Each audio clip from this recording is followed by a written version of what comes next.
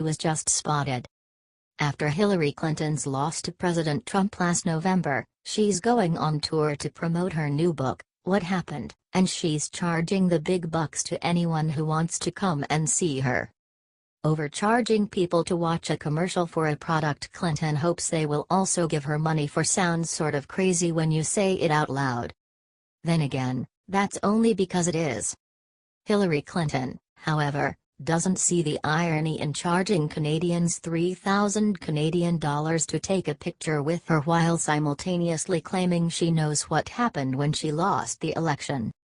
What happened was this. Her blindness to how her actions look to the public is clearly still afflicting the former candidate.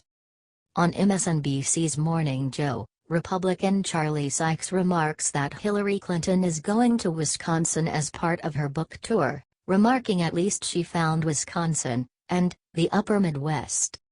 When the folks at MSNBC allow for comments like that, and laugh about it, you know there's a problem. Joe Scarborough asks how much Clinton will charge, and co-host Mike Brzezinski states, there actually is a charge. When it comes to the woman who earned tens of millions from speech fees, there actually is a charge for her book tour is about as surprising a statement as there actually is snow in Siberia. What Happened is scheduled to be released September 12th, and there's obviously a charge for a seat, but if you want a good spot or a picture with Her Majesty, then you'd better be willing fork it over. FoxNews.com reports, a VIP ticket to an appearance in Canada costs $2,375, guaranteeing 2 front-row seats, a photo with Clinton backstage and a signed book. It is standard for high-profile authors to do book tours that sell tickets to events, but Clinton's tour takes it to a new level of greed, an industry source told Fox News. Tickets for her appearance in Florida range from $50 to $375. Watch the Hannity discussion on the tour below. Ouch. That pretty much nails it. Yes, she is a terrible politician and this is what happened. You can't put that kind of price tag on a viewing of you advertising your book and expect us to believe you finally figured out what went wrong before. I likely don't have to burst anyone's bubble that Hillary Clinton did not write a book since November. She has ghostwriters do that. Her 3-man team lately is Dan Schwerin, Ethan Gelber, and Ted Whitmer.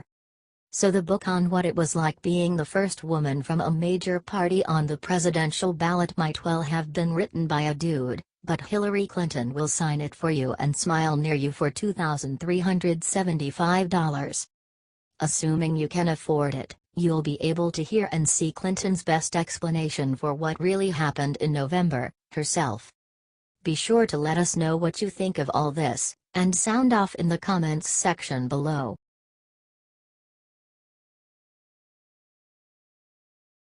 Breaking: Mueller busted colluding with powerful Democrat.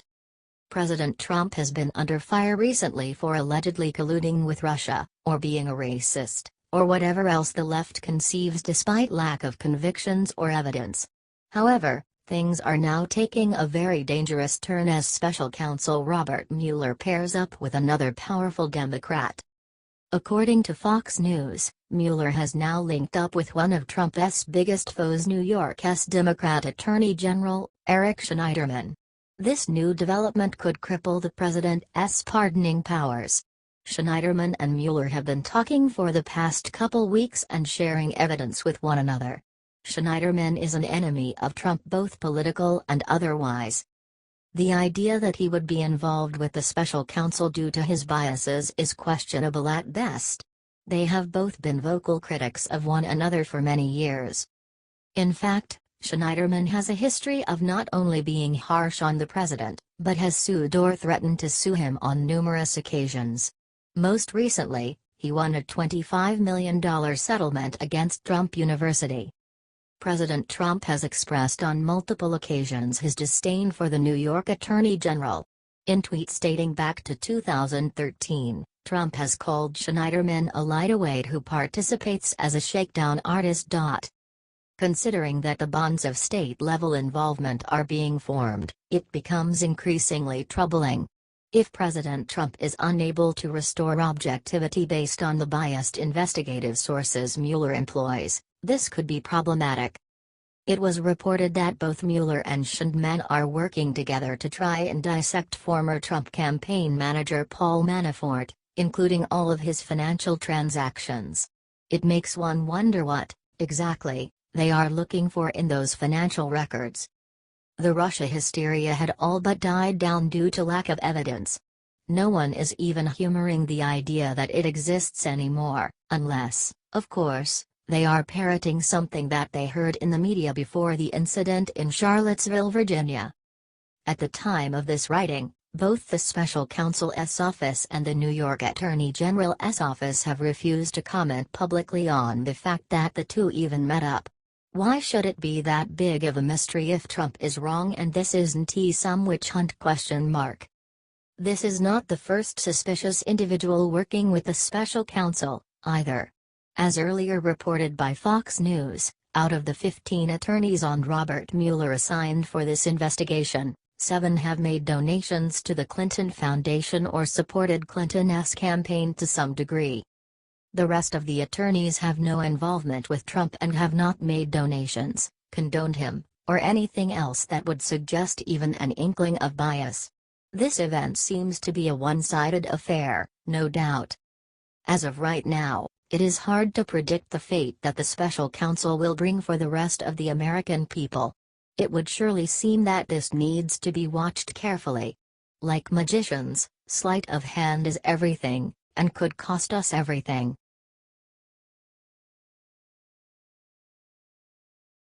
Breaking: Trump announces all Social Security recipients will now receive this.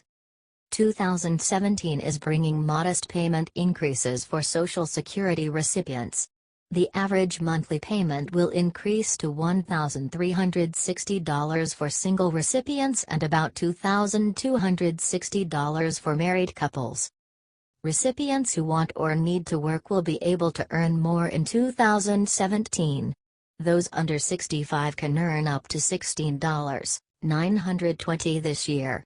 Those who are turning 66 can earn as much as $44,880. This is up $3,000 from last year. In the past, if you worked and received benefits, you were penalized if you earned too much. Those penalties are going down this year. $1 in benefits will be withheld for every $2 over the maximum earnings for those under age 65. For those who are 66, but not yet full retirement age, 66 years, 2 months, $1 for every $3 earned over the limit will be held back. Once you reach full retirement age, there is no limit on what you can earn. And, any money previously withheld will be returned. Maximum benefit increase. The maximum benefit payment a person at full retirement age is allowed to receive is going up to $2,687. However, that payment could increase by more if retirement is delayed until age 67. Higher tax cap. Workers currently pay 6.2% of their earnings into Social Security, a contribution matched by employers. Once maximum earnings are reached, nothing above that amount is taxable. In 2016, the maximum earning amount was $118,500. In 2017 that increases to $127,200. This means approximately 12 million more people will be paying into Social Security this year.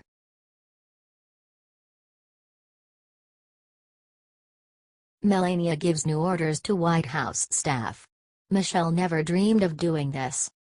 For the first time in the history of White House, visitors who take the public tour will now be able to view the famous White House movie theater, thanks to a new order by First Lady Melania Trump. Under Bill and Hillary Clinton and Barack and Michelle Obama, if you wanted to see the special areas of the White House, you had to pay to play. We all remember Bill Clinton literally selling Honest Abe's bedroom by the night, making it like a cheap motel on the wrong side of the tracks and bringing dishonor to the office. But the Trumps, as promised, are giving the White House and the government itself back to the people. Melania announced that the new tour will help bring back the idea of the People's House by giving more people access to the rich history and amazing traditions. The move gives more ordinary citizens access to the White House is the exact opposite of how former President Barack Obama and First Lady Michelle treated the residents. Those two were famous for hosting celebrities and star-studded events while suspending public citizen tours of the White House for 8 months in 2013. The East Wing Theater holds 51 seats along tiered rows. It was a cloakroom before President Franklin D. Roosevelt converted it in 1942, according to Independent Journal Review. George Bush was the last to renovate the room, which is now used for family and other special events. Now, for the first time in history, that special event could be the time you go visit the White House. HT, World News Politics.